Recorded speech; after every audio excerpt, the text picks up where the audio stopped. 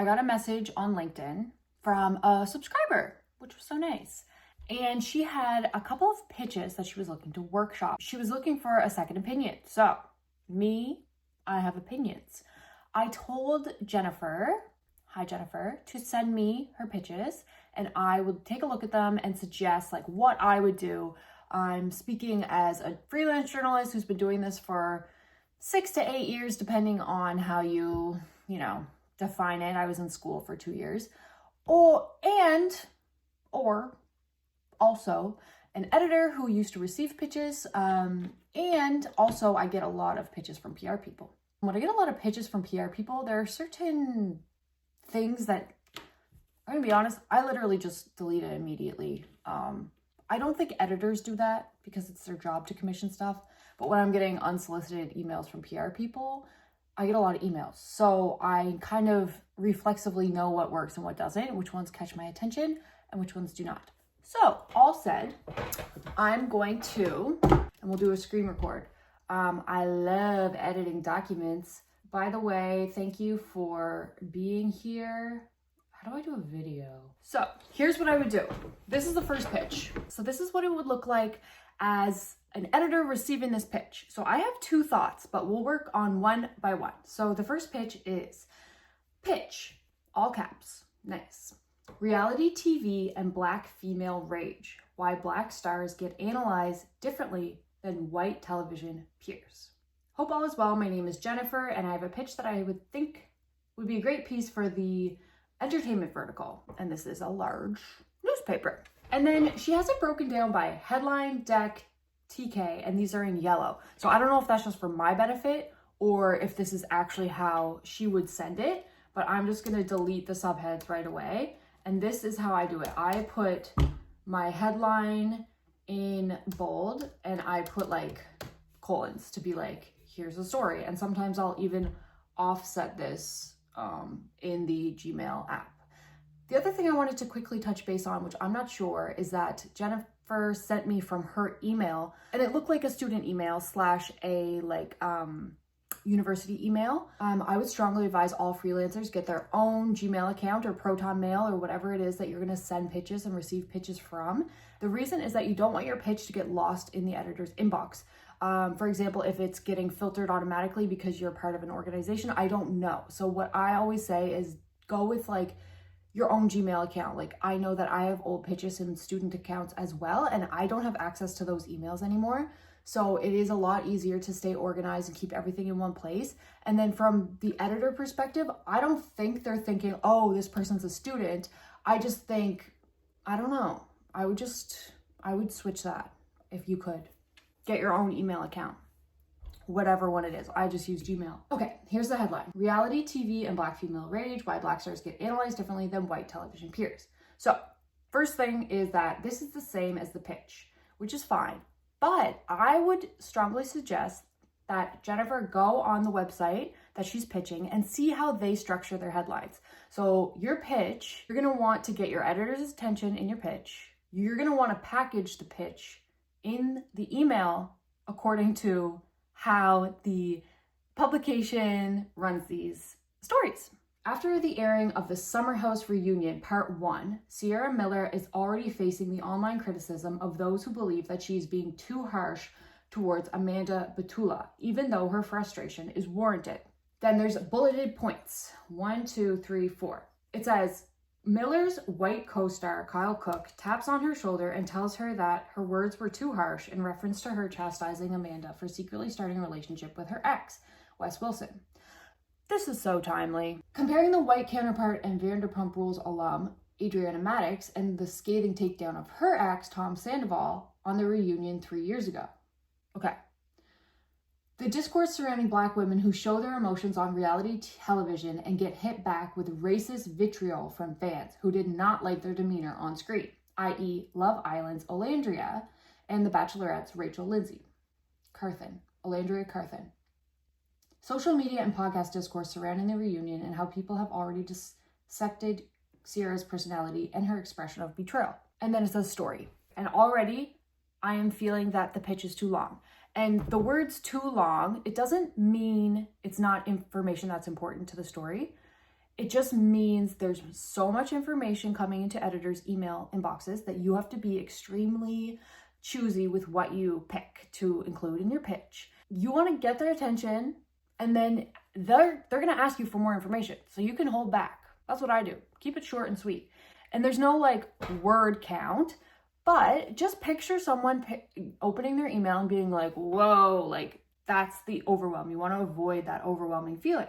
The highly anticipated start of the Summer House 3-part reunion kicked off Tuesday night, bringing in everyone from Bravo loyalists, casual fans, and even stretched out to non-Bravo watchers who awaited the drama ahead of the show's biggest scandal. Scamanda! Is that what they're calling it? As I watched the episode, I couldn't help but feel, as a Black woman, worried for Sierra Miller. The Black woman at the epicenter of the drama as the ex-girlfriend of Wells Wilson, who was secretly dating her best friend and hostmate, Amanda Batula. Good Lord. Watching this reunion, I was worried for a lot of reasons, but the main reason was simply that Black women on reality TV do not get the same grace as their white counterparts that they share the screen with. Their anger is tallied up, their demeanor is constantly analyzed throughout, and they have to tread carefully when up against white castmates who get to express their feelings more loosely every episode and every season. This is the case for Sierra, as it was for Alandria Carthan on Love Island, Rachel Lindsay on The Bachelorette, and many other Black female stars. Relevance. I believe this would be a great piece for the TK audience, as it is relatable to all women of color everywhere, specifically Black women who are mistakenly labeled the angry Black woman simply for showing their emotions on full display. The frustration we feel gets titled aggressive as opposed to hurt. Summer House is currently in the thick of one of its biggest scandals, and it has the cultural conversation by storm. I think it would be interesting and timely to write about this before the reunion ends June 9th. Okay, bit about me. I'm an experienced entertainment reporter with bylines in Variety magazine, focusing on film, TV, and culture. Some of my work can be found here, and it's a link to the website. Thank you so much for your time. Hope for your consideration on this piece. Okay, so I'm going through. First thing, I would say, before you say about you, how do you envision this piece? Because we need to tell her, I assume the editor is a woman. The thing that's missing here is, how do you envision the piece? Is this cultural criticism? Is this TV commentary? Is this a personal essay about your personal experience as a Black woman, feeling seen by the way that Sierra is being treated? Or is this simply like a recap, right? So there's all different ways that this can look. So what was it pitched to? The entertainment vertical. What are they going to learn, basically, is what you need to explain here. So I wonder if we're going to talk about the reunion format and how this lends itself to scrutiny such as this. Like, what are we talking about here is what I want to know. So right here, I would say, I envision this piece as an 800 word, and you have to go research this publication, see how long they run their stories as. Go on the website, find an equivalent idea, and just copy the format. So I envision this piece as an 800 word cultural criticism piece, whatever. And I can file in 2 days, right? Whatever you need. So then right away, I'm going up to the top, and I'm going to change this to say timely freelance pitch, because this is actually urgent because of the timing of the reunion special. And I started adding the word freelance because I found some PR people use the word pitch or story pitch. So I started using freelance pitch because it signals to the editor that you're not a PR person. Now, the second thing I want to clock into, whether it is the suggested headline or the email subject line, are you going to say Sierra Miller in the actual pitch? Because I think people who are in the entertainment space, they are going to know the commentary already. What we need to do is signal to the editor that you're zeroing in on something. You're not just talking broadly. So if it's like, Sierra Miller was told she was too harsh. Hold on, let me see. It would be like, Summer House, Sierra Miller was told she was too harsh. For Black women everywhere, this is all too familiar, right? Just saying. Something? I don't know. What do you think? Black stars are getting analyzed differently than white television peers. Yes, it's true. But what do we think about the suggested headline? And by the way, I didn't research this publication or how they run. So I'm going to delete this and pop the same thing from above. This must be a summary. So I need to delete this. Let's get right to the point. What are we talking about here? I'm putting this down at the bottom. You're going to want this pitch to be 3 paragraphs long. After the airing of the Summer House Reunion Part 1, Sierra Miller is facing the online criticism from those who believe she is being too harsh towards Amanda Batula, even though her frustration is warranted. As I watched the episode on Tuesday night, whatever it was, I couldn't help but feel, as a Black woman, worried for Sierra Miller. She's the Black woman at the epicenter of the drama, the girlfriend of Wes Wilson, who was secretly dating. So to me, this is a little bit too in the weeds for a pitch. I think people know, if they're the entertainment editor, they understand what's going on. I love the details, but I would just save that for your follow-up or your story. I would cut this. I'm bringing this up.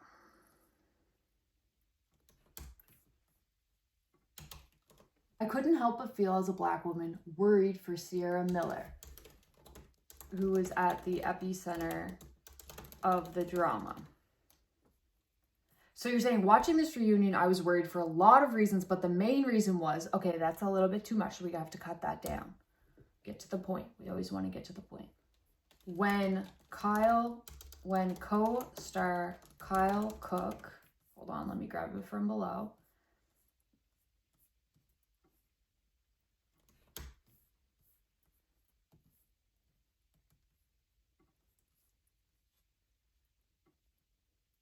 When Miller's white co-star Kyle Cook, at one point, Miller's white co-star Kyle Cook taps her on the shoulder and tells her that her words were too harsh, in reference to her chastising Amanda Batula for secretly starting a relationship with her ex.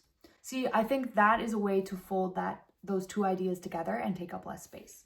As a Black woman, I noticed that Black women on reality TV do not get the same grace as their white counterparts that they share as their white counterparts. We don't need to say share the screen with. On social media, like we're talking about social media, right? So on social media, their anger is tallied up, their demeanor is constantly analyzed, and they have to tread carefully when up against white castmates who get to express their feelings more loosely every episode, every season. So just a matter of time. Let's just stick tightly to the point.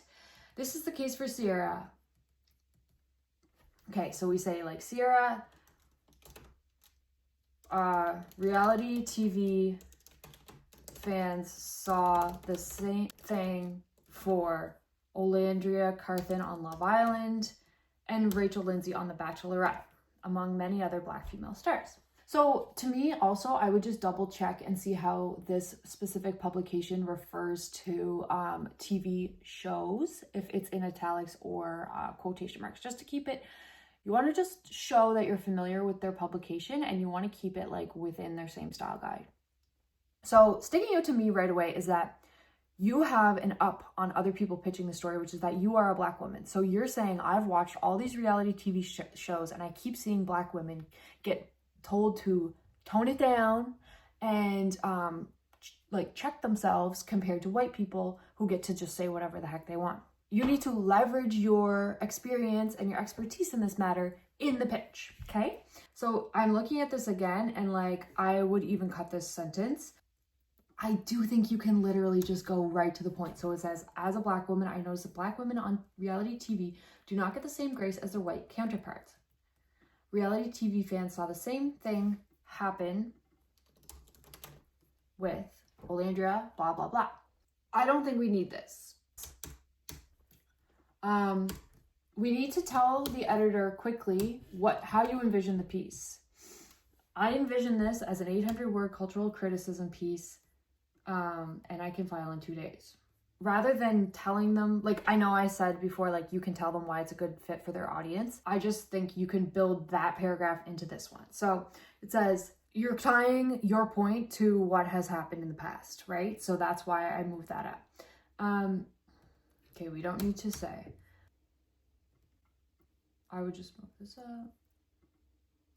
Pulling on examples of all the times I've seen Black women get scrutinized on social media for expressing their feelings. Given that Summer House is currently in the thick of one of its biggest scandals, so you're signaling that this is important. So you're saying, given that Summer House is currently in the thick of one of its biggest scandals, and the finale is scheduled for June 9th, and I would even put like whatever day of the week that is, Tuesday. I can file by Friday, whatever by Friday. Yeah, probably. And like the piece could run technically like after. I think it would be interesting and timely to write about this before the reunion ends. That's kind of built in now. A bit about me. Thank you for your time. Do we need to take any of this up? This Vanderpump Rules example, that would just be in your piece. So let's just delete that. Okay, that was kind of already mentioned, your 2 examples. And social media, podcast, discourse surrounding the reunion and how people have dissected her personality. Okay, let's just see how did we do here? Word count doesn't matter, but it is 300 words. I don't know how much it was before, I'll let you know. Okay, so here's what we changed. Timely freelance pitch. Summer House's Sierra Miller was told she was too harsh. For Black women everywhere, this is all too familiar. After the airing of Summer House Reunion Part 1, Sierra Miller is already facing online criticism from those who believe she's being too harsh towards co-star Amanda Batula, even though her frustration is warranted. As I watched the episode on Tuesday night, I couldn't help but feel, as a Black woman, worried for Sierra Miller, who was at the epicenter of the drama.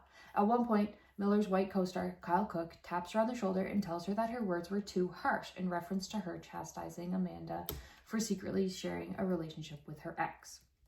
As a Black woman, I noticed that women on reality television do not get the same grace as their white counterparts. Reality TV fans saw the same thing happen with Olandria Carthan and Rachel, among many other Black female stars who were mistakenly labeled the angry Black woman, simply for showing their emotions on full display. I'll just delete that for the essence of time. The frustration we feel gets titled aggressive as opposed to hurt. You can say something like, if you want, as I watched the online conversation unfold in podcast, whatever, I realized the same thing was happening again. I envision this as an 800-word cultural criticism piece, pulling on examples of all the times I've seen Black... all the times? We got to be more specific. So, pulling on examples of Black reality TV stars who are scrutinized on social media for expressing their feelings. Given that Summer House is currently in the thick of one of its biggest scandals yet, and the finale is scheduled for Tuesday, I can file by Friday. Bit about me, blah, blah, blah. And that's what I would do. Okay? Tell me what you think. I think that's enough for one video, but I do have another pitch from Jennifer that I will go through as well in a different video. But I wanted to get this one out soon because it's timely. And guess what? The other pitch is really timely too, so I might have that one shortly following. If any of this helps at all, please do leave me a comment. Let me know what you think. And if you're an editor who's watching this video, tell me what you think about the final pitch. Obviously, I just don't know anything about the topic, so I can't quite bring everything into this pitch. But I think it's tighter, it's a bit faster to read, and it kind of gets to the point. We always want to make sure that we're saying what we're trying to say. Like, I always tell my friends in journalism schools, like, say what you mean. For this pitch, I would very heavily lean into your identity as a Black woman and how it made you feel. So we could actually take it more of like a personal essay route, which might stick out to the editor at the publication as something worth pursuing. I'll leave it there for now, but I thank you so much. And yeah, I'm going to send this back to Jennifer now so she can pitch it out.